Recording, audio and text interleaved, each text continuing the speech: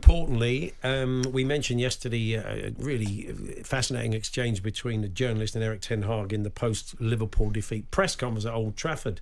We didn't know who the journalist was at the time. He has broken cover. I noticed this morning. He's going to join us for a chat shortly.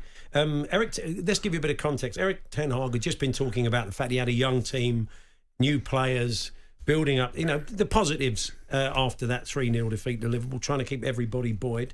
And it was all too much for Ian Ladyman from the Mail. This is what happened.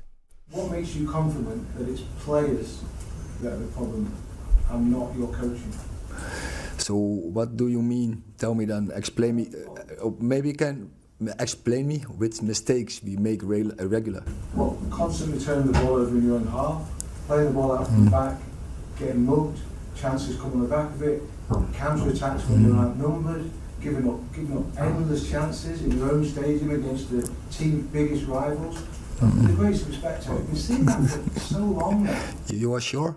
Absolutely. I don't think otherwise you wouldn't win trophies as we did and to beat big opponents. So I'm sorry for you. I have another vision. You wouldn't, with the greatest respect, you played brilliantly against City in that final. You almost lost to Cambridge in the semi-final. I mean, come on, let's have a realistic view of what happened there. I think we won after City the most trophies in English football. So I'm sorry for you. There we are. Ian, good afternoon. Hello, Ian. Hi guys, how are you? Yeah, good. Thanks. I think you did him, Ian. What made you snap, Ian? What was that? What did it to you? Do you not want to deal with the deliberate mistake first? Oh yeah, we can. I mean, look, we'll forgive you that. You were in full flow, having a to and fro in a live press conference. You did say they nearly got done by Cambridge. You meant Coventry, didn't you? And that was all I was thinking about on the drive home. I wasn't thinking about the rights and wrongs of the exchange. I was just thinking I'm going to get hammered forevermore for being the bloke who got Cambridge and Coventry mixed up. But there we go. What made me snap? I didn't snap. I don't think. Sometimes you sit in a press conference and what you hear and listen to is you understand it. It's quite rational and you might agree with some of it. Sometimes you feel the need to get involved. Other times you just sit there and let other journalists ask questions and listen to the answers and then you all go home. And on this occasion, when Erik was talking about players and the need for time and the need for players to bed down, etc., all of which is valid. And I did preface my original question by saying that it's valid for Erik to say that players need time to settle in. Some of the new signings aren't even playing yet for various reasons. However, I felt obliged to pick him up on one point, which is that when you watch United, as we all have done regularly over the last 2 years of Erik ten Hag time, you see the same mistakes on repeat. And those are the mistakes that I mentioned to him: losing possession in your own half, getting the ball turned over, being subjected to overloads on the counter-attack, conceding far too many chances, etc. And it's that denial that Erik, that state of denial that Erik seems to be in about those repeat failings that I felt it was pertinent to address with him. And I was quite comfortable doing that. Erik then decided to take the conversation in the way that he decided to take it and talk about FA Cups and suggested that he felt sorry for me, etc. And that's absolutely up to him. But that was why I got involved. I just felt that it was about time somebody pointed out what Manchester United fans are feeling, which is that every time, well, not every time, but an awful lot of times when they turn up at Old Trafford and they see this team struggle, it's for the same reasons. And as I've said and written many times, one of the problems with Erik's team is that there's no pattern with what they do. If you watch lots of football teams in the Premier League, not just the top teams, particularly the top teams, but also teams like Brighton, also teams like Brentford, you can see a pattern of play. It might not always work, but you can see what they're trying to do. Manchester United and Erik ten Hag, you can't see what they're trying to do. And that essentially was the point I was trying to make to Erik. And that's why I asked him whether it was not just about the players, but about the coaching. Are you a fan of Manchester United? Because I could detect a fair bit of passion in there. I'll say no because it's true. I'm not a Manchester United fan, but I would also say that's not relevant. If you, I don't mind you asking, but it's not particularly relevant who any journalist supports as long as they, go about their business fairly and honestly, which I think the majority do. No passion in my voice. I think that was probably just getting caught up in the exchange, mate. Because these days it's kind of not like the old days when And I'm not saying that the old days were better, they were just different. In the old days, you'd be in a press conference room, there'd be no TV cameras, there'd be no radio reporters there, they would do their interviews separately. So you could have a bit of back and forth with the manager, an argument, a robust debate, and you would know that essentially it would stay in the room.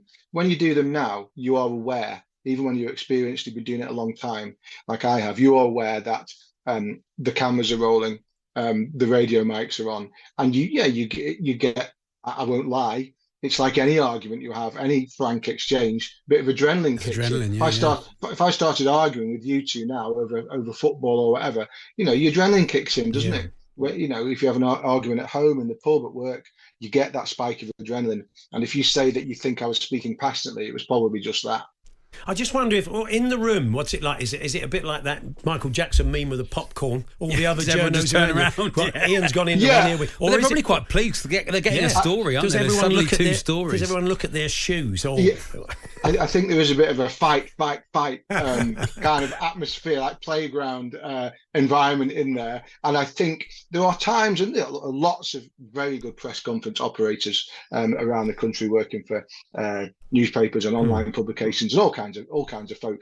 And when it happens, depends who it's with. For example, if it happens with a manager who is going to really come at that person aggressively, then you can definitely feel a tension in the air. Someone like Erik, who's a more placid individual and is a more reasonable individual generally, I think people will think, okay, we know how this is going to go. But I think Erik did surprise people when he challenged me to provide those examples, perhaps expecting that I wouldn't be able to do so, or wouldn't be prepared to do so. I think when Erik challenged me, there was probably a little bit of an intake of breath in the room. But look, it's nothing that people in that room haven't seen before and will not see again. The journalist and a manager having a frank exchange, a robust exchange, is part of our business and should always be part of our business as far as I'm concerned. And I spoke to somebody from Manchester United about it yesterday morning, and I made the point that, and I say this, that I've said this to lots of young journalists over the years, when journalists say to you, what one piece of advice would you give? Mine is always very simple. Never ever write anything, or in this day and age, say anything that you would not be prepared to say to somebody's face. Because the chances are you might have to at some point. You might bump into them. And the fact is that as I drove home on Sunday, I was absolutely comfortable with what I'd said to Erik and what Erik, and the exchange we'd had. With hindsight, should I have said to him the line about Cambridge/Coventry? Should I have suggested that he was lucky to win the FA Cup? Probably not. If I had my time again, I wouldn't have said that. And that's not because I got the team wrong. I wouldn't have said it because the fact is he did win the FA Cup, and I shouldn't be sitting there saying, "Oh yeah, but you only won it because you played crap in the semi-final." That was probably something I wouldn't say again. But on the whole, the tone of our conversation, I'm very comfortable with it.